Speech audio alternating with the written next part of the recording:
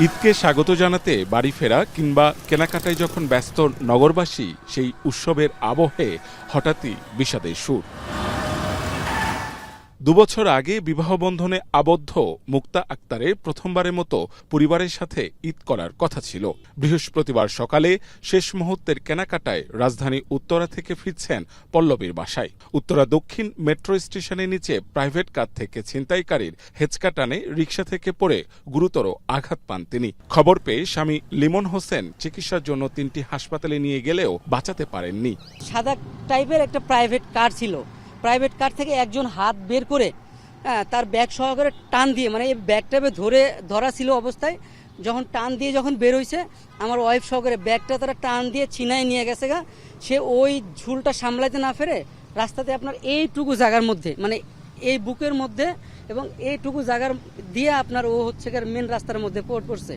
প্রায় ১০ ঘন্টা পর ঘটনা সম্পর্কে জানতে পারে পুলিশ। তুরাগ থানা পুলিশ ঘটনাস্থল ঘুরে জানায় এটি পল্লবী থানার অধীনে। এই বিষয়ে তদন্ত সহ যাবতীয় দায়িত্ব তাদের। পল্লবী থানা পুলিশের সাথে যোগাযোগ করলে ওসি জানান এটি তুরাগ থানার আওতাধীন। পরে যৌথ তদন্তের কথা জানায় তারা।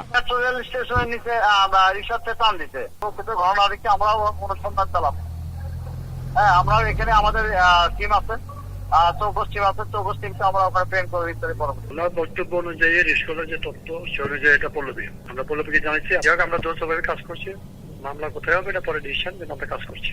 এদিকে রাজধানীর ভাটারায় পাওনা টাকা নিয়ে বিরোধের জেরে লাঠির আঘাতে রাকিব হাসান নামে এক সিকিউরিটি গার্ড নিহত হয়েছেন। নিহত রাকিব হাসানের সঙ্গে তার সহকর্মী শাকিল আলী ১৩,০০০ টাকার পাওনা নিয়ে বিরোধ চলছিল।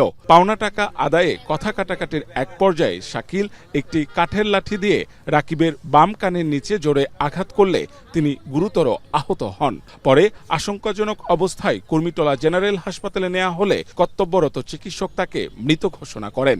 আমার স্বামী ঘুমেছিল, নাইট ডিউটি করে ১টা বাজে ঘুমাইতে গেছে, 12টা মানে সকাল 7টা বাজে রুমে যায়। আমার স্বামীরে এত বড় একটা তক্তা দিয়া বাইরে এরা ভাঙ্গা কুচি করছে। ২০,০০০ টাকা দিব না তোরা, আমার স্বামীর ফোন দেখ কইতাছে না, ফোন তো দিব না, ফোন নিতে হলে কুষ্টিয়ায়, মানে হেগোবাড়ি কুষ্টিয়া। ঘটনার পর প্রধান অভিযুক্ত শাকিল আলী পালিয়ে গেলেও তার সহযোগী মাসুদ রানাকে গ্রেপ্তার করে পুলিশ।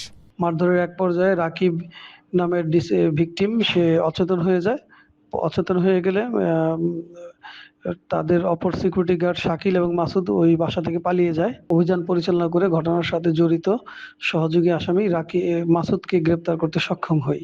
নিহত রাকিব হাসানের বাড়ি লক্ষ্মীপুর সদর উপজেলায়। বর্তমানে তিনি রাজধানীর জোয়ার সাহারা এলাকায় বসবাস করতেন। মাহবুব হাসান রিপন, এখন, ঢাকা।